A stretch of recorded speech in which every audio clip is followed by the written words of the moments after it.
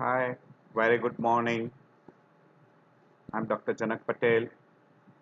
Now, I'm going through some of the ECG, which will show you different types of rhythms.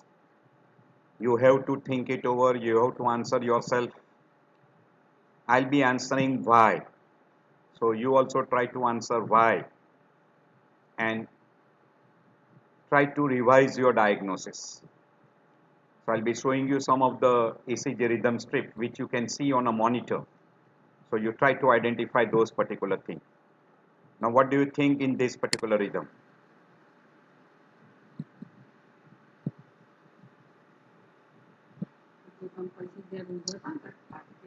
If you look properly in this rhythm, you can see P wave.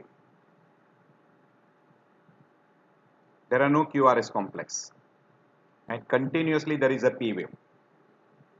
There are two possibilities. One, Stokadam attack. In Stokadam attack, you will get atrial contraction, but that impulse will not be able to activate ventricle, and you go on getting only P wave, but there are no QRS complex. During this particular time, as there is no ventricular contraction, person will have a no blood supply to brain, person will have a syncopal attack, and this we call as a Stokadam attack. Here if you see, this particular is seen for a longer period. Can you say it is continuous almost? This is less likely to be Stokadam attack. This is we call as a P wave asystole. So during this particular time, the person will have no pulse. Person will have no pulse, and this person will be unconscious. You have to treat like a asystole. So do remember. Now we are going through another ECG. Now clearly you can see that this is a very fast ventricular rate. Very fast ventricular rate. All QRS complex are narrow. And if you look at the rate, it is 193.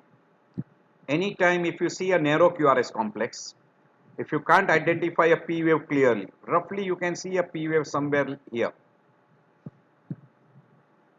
It looks like a P wave. So whenever you see this, and if the rate is more than 150, you can call that as a supraventricular tachycardia.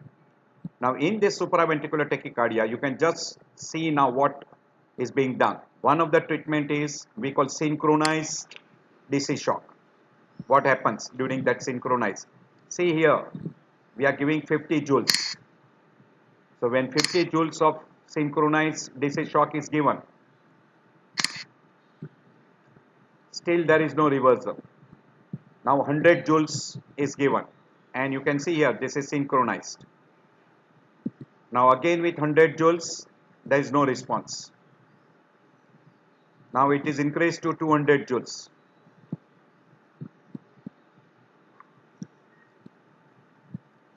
You can see it is reverted back to normal sinus rhythm.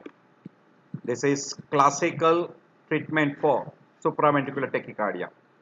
You will have to increase the joules.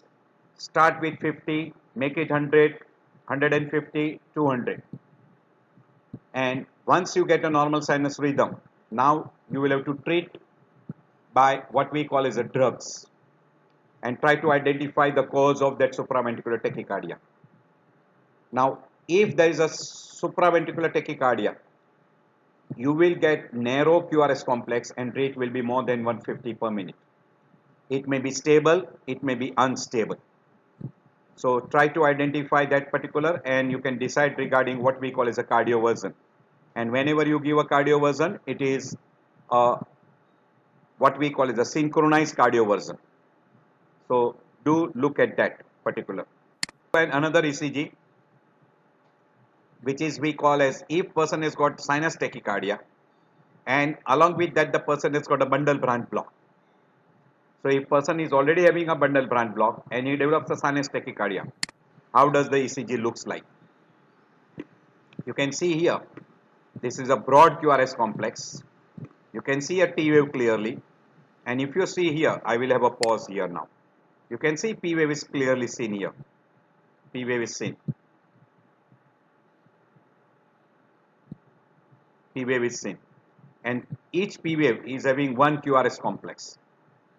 So whenever you see a P wave with QRS complex and PR interval is constant, it has to be a sinus rhythm. Now here with sinus rhythm, instead of narrow QRS complex, this is a broad QRS complex. So this is aberrant conduction, we call. And this is very frequently with a bundle branch block. And once in a while, it can happen with, if it is an atrial arrhythmia, say like a atrial flutter, atrial fibrillation, or multifocal atrial tachycardia, or even ectopic atrial tachycardia. And if there is a WPW syndrome, we call as a bypass. In that case, you can have a passing of an impulse through that bundle of Kant, and it can activate the ventricle, producing a broad QRS complex. We'll call that as a wide QRS complex supraventricular rhythm. So in a supraventricular rhythm, you can have a broad QRS complex because of a bundle branch block also. So this is that classical sinus tachycardia. The rate is around 140, 150. So it is a sinus tachycardia with aberrant conduction, and that aberrant conduction is because of a bundle branch block. You can see very clearly.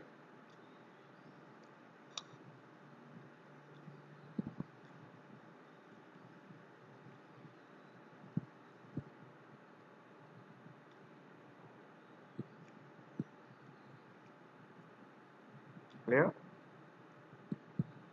You can easily identify this, and the rate is around 140 to 150. If it is more than 150, usually we considered regarding supraventricular tachycardia, because sinus node will not have rate more than 140 by and large. Very rarely there is one condition where the rate can be even more than 150. That is, we call as inappropriate sinus tachyarrhythmias, sinus tachycardia, inappropriate sinus tachycardia. Now, once in a while, in an ICU, when you put a person in an ICU, the room is completely chilled, and person will get a shivering, we call as a tremors. And during that particular tremors, you can see how the ECG will look like. This is good number of time misdiagnosed as atrial fibrillation. This is not atrial fibrillation. This particular between the RR, you can see this is QRS, and between that there is a electrical activity which is being seen, and this is not because of atrial fibrillation, it is because of tremors. So do not mistake this as atrial fibrillation. You can clearly see, and the rate of this normal sinus rhythm is around 62 per minute. It is fluctuating. You can see it is fluctuating between 55, it goes up to 69, 70. So this is sinus rhythm with tremors. Do not mistake it as atrial fibrillation. Simple.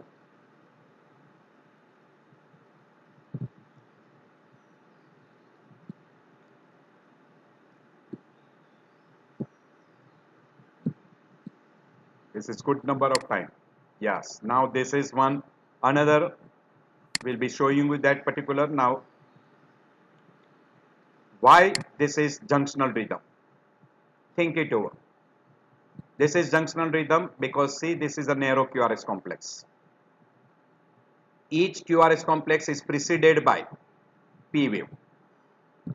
But P wave is just before QRS complex, and it is abnormal. It is inverted. It is inverted. You can see this is inverted. And if you look at the rate, it is between 40 to 60. This is the reason why this is called junctional escape rhythm. And the rate is normal, so we call this as a junctional rhythm. Simple. You can again clearly see that. P wave is preceding QRS complex. Each P wave is got one QRS, one P wave, one QRS, one P wave, one QRS, narrow QRS complex, P wave in abnormal, and and just before QRS complex, and rate wise this is between 40 to 60. It is junctional rhythm.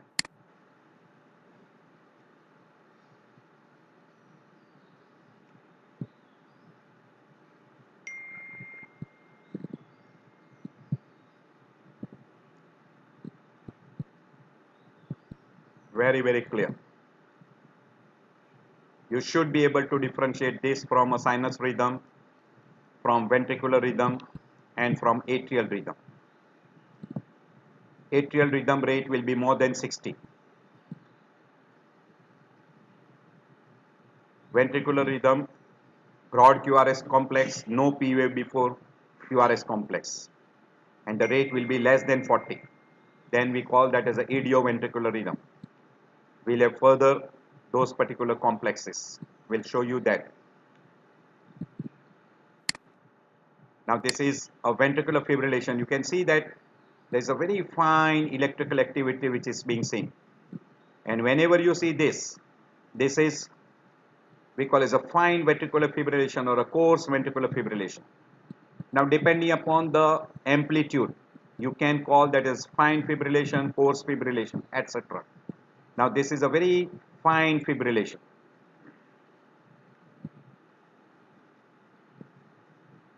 Clear? Now during this particular time, if you see such things, if you see such wave, always look at the patient. By and large, the person will be unconscious because here there is no ventricular contraction, so there is no blood supply to brain, no blood supply to other vital organs.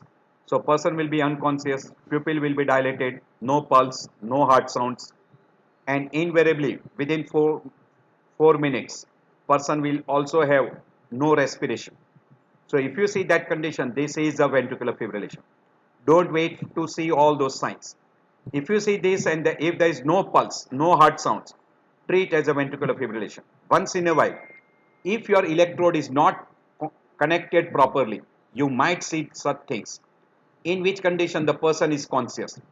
So if a person is conscious, alert, and if you see this on an ECG monitor, look at the electrodes. Electrode may be broken, may be disconnected. Something is wrong with the cable. So try to identify that. And this should be treated with what? Yes, DC shock. We call defibrillation. This is shockable. Ventricular fibrillation and pulseless ventricular tachycardia are shockable. So you give CPR and DC shock. So DC shock is a must. You can see clearly.